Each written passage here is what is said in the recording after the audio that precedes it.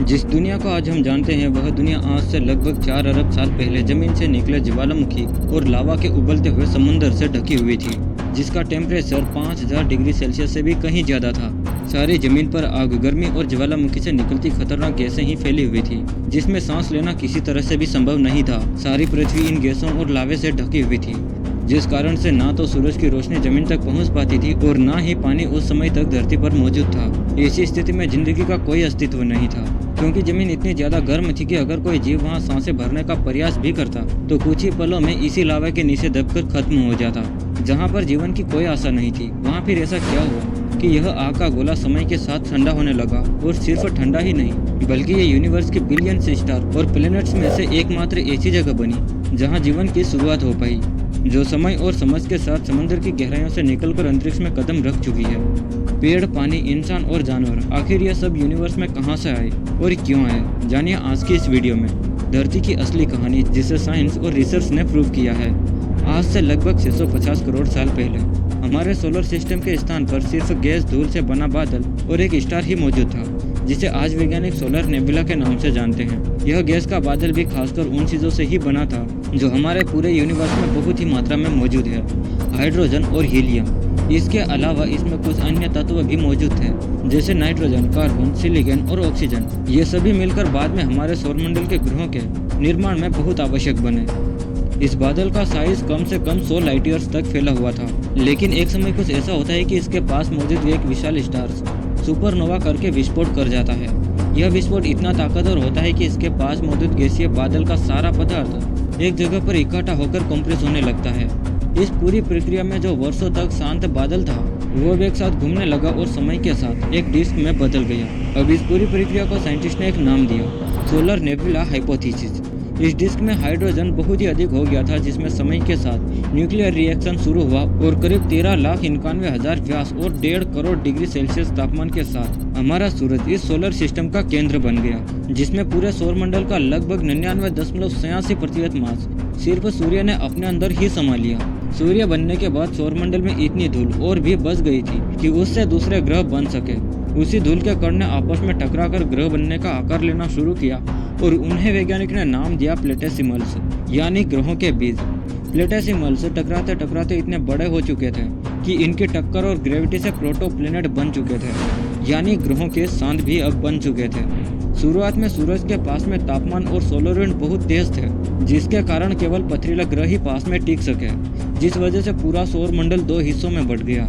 इसी कारण बुध, शुक्र, पृथ्वी और मंगल जैसे सटानी ग्रह बने, जो सूर्य के पास वाले हिस्से में रहे। इन चारों ग्रहों पर इनके बनने के समय में एक तरह से नर्क के जैसा माहौल था। हर तरफ आग, गर्मी, गिरते हुए उल्कापिंड और जमीन से निकलते लावे के समंदर।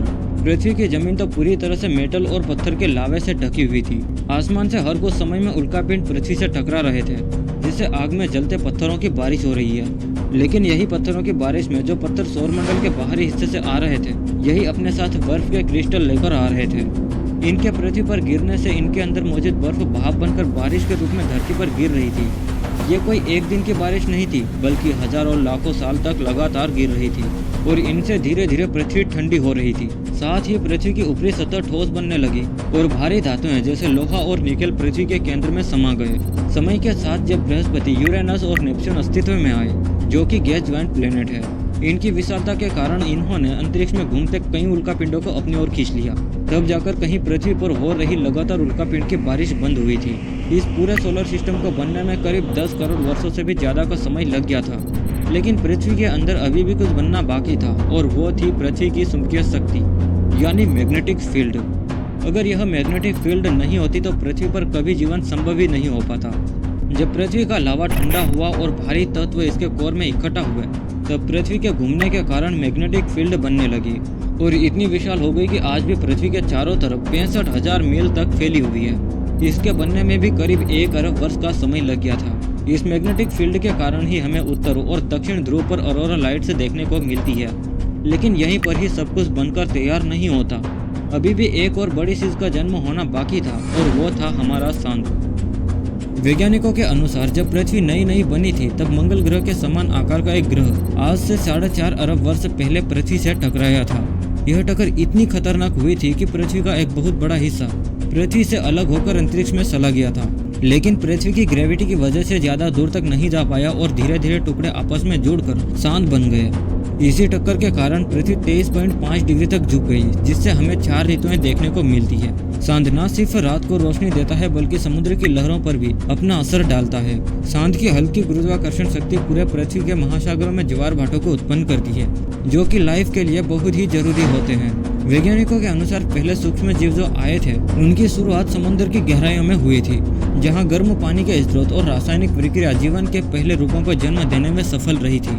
आज से लगभग 3.5 अरब वर्ष पहले पृथ्वी पर बैक्टीरिया और आर्किया जैसे एक कोशिकीय जीवों ने किसी तरह से जन्म लिया था और समुद्र में रहने वाले सियानोबैक्टीरिया ने सूरज की रोशनी और कार्बन डाइऑक्साइड की मदद से ऑक्सीजन बनाना शुरू तो कर दिया, लेकिन पृथ्वी के वातावरण में ऑक्सीजन की मात्रा को स्थिर होने में कई वर्षों का समय लग गया था, लगभग 250 करोड़ वर्षों का। इसके बाद धीरे धीरे जीवन विकसित होता गया और जो एक कोशिकीय जीव था उसने बहुकोशिकीय जीव बनने की शुरुआत कर दी थी। आज जो जीवन की अलग अलग प्रजातियां हम देखते हैं वह करोड़ों सालों का विकास का परिणाम है। कभी किसी ने सोचा भी नहीं था कि धूल और गैस के बादल से शुरू होकर करोड़ों साल का सफर तय कर पृथ्वी पूरे यूनिवर्स में एक ऐसा ग्रह बनेगा जहां जीवन संभव होगा। आज भी वैज्ञानिक जीवन को खोजने के लिए अलग अलग सोलर सिस्टम में रिसर्च करते रहते हैं और साइंटिस्ट को बहुत सी चीजें मिली, लेकिन अब तक पृथ्वी जैसी कोई दूसरी दुनिया नहीं मिली और यही बात हमारी पृथ्वी को यूनिवर्स में सबसे यूनिक बनाती है। अगर आपको यह वीडियो पसंद आए तो लाइक, शेयर और सब्सक्राइब करके और हमें जरूर बताइए। मिलते हैं अगले वीडियो में, तब तक के लिए जय हिंद।